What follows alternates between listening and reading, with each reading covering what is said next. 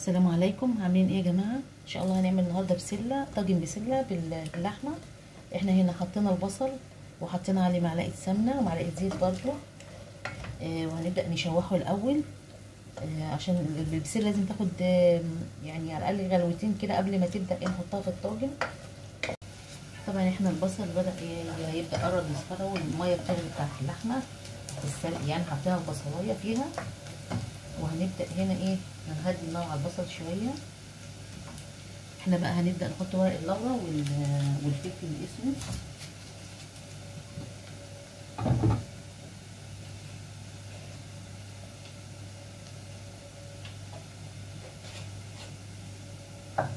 طبعا احنا اللحمه يا جماعه اللي يفضل اللحمه بتاعت اللي هي بتاعت الخضار عموما بقى فيها ملبسه زي ما بيقولوا كده، او فيها قطع دهون، بحيث ان هي تدي طعم حلو جدا للخضار.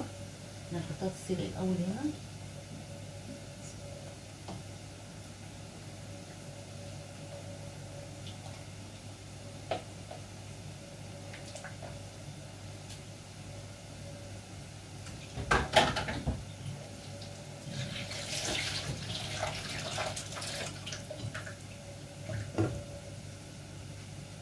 احنا حطيناها تتسلق في الحله كده، وهنبدا ناخد بالنا بس من الايه، من البصل بتاع البسله،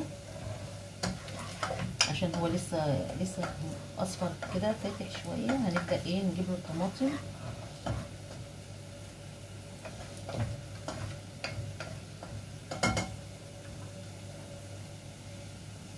وهنحط مع اللحمه نص معلقه سكر بسيطه كده.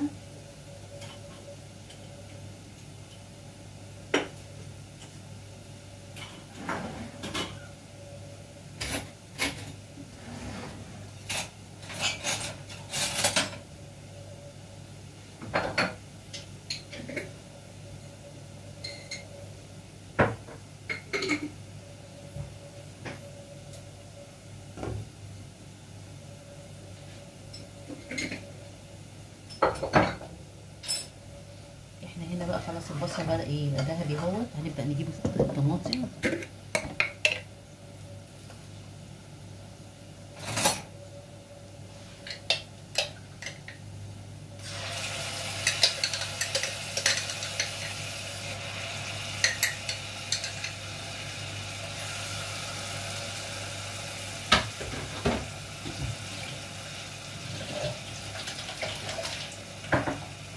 هنقلبها كويس. طبعا الطماطم دي اللي احنا مسبكينها في البيت. وهنبدأ ننزل بالبسلة واحدة واحدة كده. طبعا البسلة برضو متفرجة. احنا دلوقتي البسلة خدت غلوة اهي في الصلصة بتاعتها. هنبدأ وطفينا عليها النار بقى. هنبدأ نسيبها شوية. اول ما تبدأ بقى اللحمة برضو تاخد جزء من التسوية، هنبدأ نجيب الطاجن ونحطهم مع بعض. ورجعت لكم تاني. احنا كده هنا ادينا سخنا شويه البسله هي قبل ما نحطها على في الطاجن. وهنبدا ايه، هنجيب بقى نحطها. واللحمه طبعا برضو هنحطها فيها، نحطها في الطاجن. طبعا لو واضح، مش عارفه واضح ولا لا. هنحط اللحمه الاول، وبعد كده نروح حاطين فوقيها البسله. نشيل ورق اللورا بس.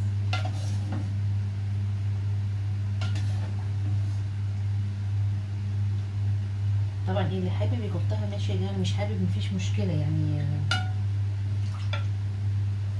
هو مجرد تغيير بس مش اكتر.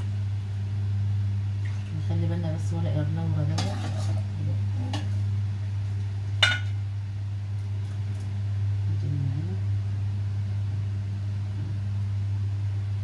وهنبدأ هنا معانا بقى لو واضح، هنبدأ نحط البسلة نكمل تسويتها في الفرن.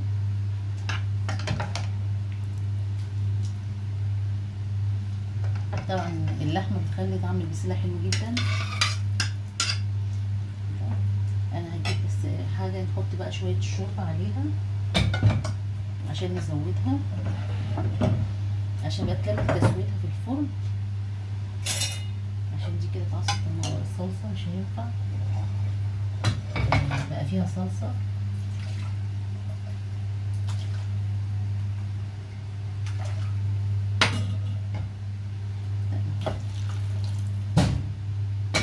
طبعا نكون مسخنين الفرن بقى معانا.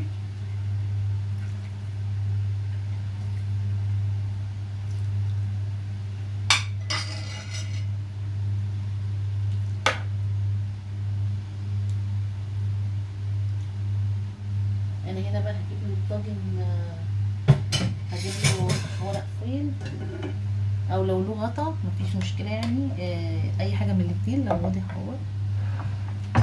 احنا كده هيبدا يستوي، طبعا مدينه كميه معقوله، وهما طبعا التسويه تم تسويه بسيطه فيهم. احنا دلوقتي هنحطه في الفرن ونرجع لكم. طبعا نسيت اقول لكم على الملح، لسه محطناش الملح بتاعها.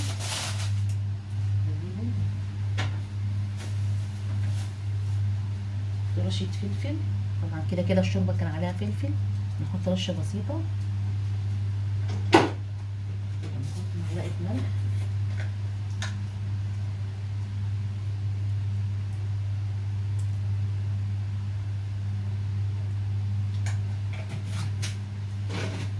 طبعا احنا عشان مش هندوقها دلوقتي فمش هينفع احط كتير عشان ما تبقاش حادقه برضو. نحطها ورق التاني اهو. بعدين ايه، اول بقى ما تستوي نبدا نعمل الرز بقى. اول ما تستوي نرجع لكم. ورجعت لكم تاني. احنا كده هنعمل بقى الرز. هنعمل طبعا رز بالشعريه، بيبقى افضل مع الخضار.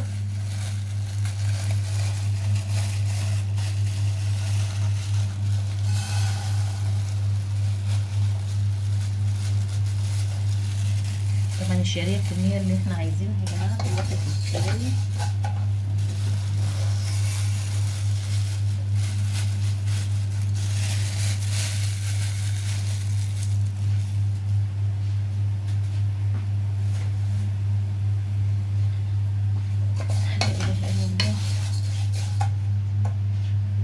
نقلب كده الشعريه. احنا حاطين هنا زيت، هنحط معلقه سمنه كمان. عندنا السمنه.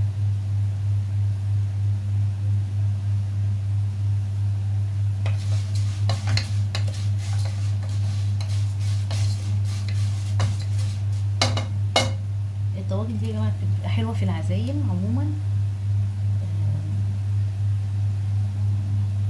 والخضار لما يكون فيه لحمه او حاجه في الطاجن بالذات بيديه طعم حلو.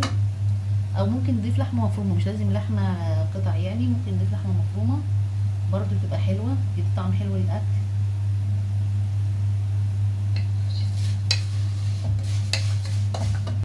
معانا الشعريه قربت تبقى ذهبيه. احنا النهارده بقى مش هنعمل اي شوربه، لان في كده شوربه لحمه موجوده، فممكن تتاكل، مش ضروري النهارده نعمل لها لا شعريه او لسان عصفور او في كذا طبعا نوع من الشوربه يا جماعه. في شوربه لسان عصفور، شوربه عدس، شوربه طماطم، في ناس بتحبها شوربه المشروم، في كذا حاجه.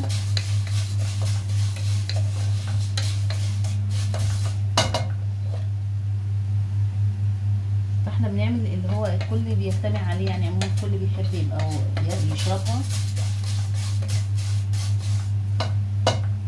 او حسب نوعيه الاكل الموجود عموما يعني. احنا كده بقى ايه، الشعريه بقت ذهبيه اهي. احنا غسلنا الرز، هنبدا نجيبه ونحطه عليه. حطينا الرز، هنبدا نجيب كوبايه ميه،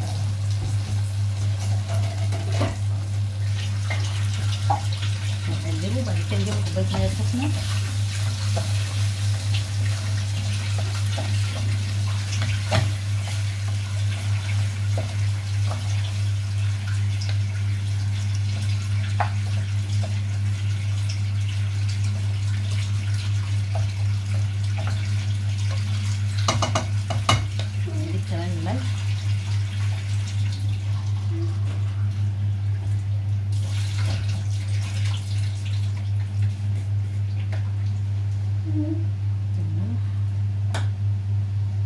طبعا احنا كل يعني الناس بتعمل كميه الملح، احنا متعودين او اتعودنا نحط قد ايه، فبنبقى عارفين ان لو بقى حد جديد مبتدئين بقى او اي عروسه جديده بقى بتاخد بالها المقدار اللي متحطه للرز او للخضار عموما.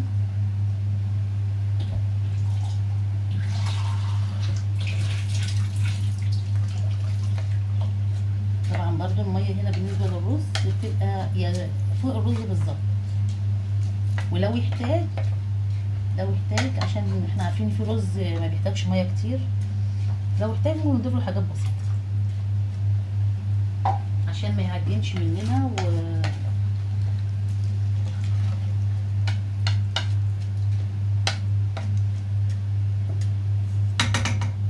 واحنا كده خلصنا الرز، هنبدا بقى نجيب له الغطا، غطا الحله ونغطيه. شوف الاول هنجيب الغطا ونحط لكم تاني. احنا هنا خلصنا البسله يا جماعه، طلعناها من الفرن. طبعا مش هغرب الصلصه بتاعتها كلها والشوربه بتاعتها وصلت كويس. ومعانا هنا الشوربه اهيت، احنا هنبقى شوربه طبعا انا قلت لكم ساده من غير لسان عصفور. ومعانا الرز خلص اهو، رز بالشعريه. طبعا حاجه سخنه مش عارفه اشيل منها يعني اغرف منها حاليا دلوقتي، احط في الاطباق على طول. لو عجبكم الفيديو لايك وشير وسبسكرايب، بالهنا والشفا.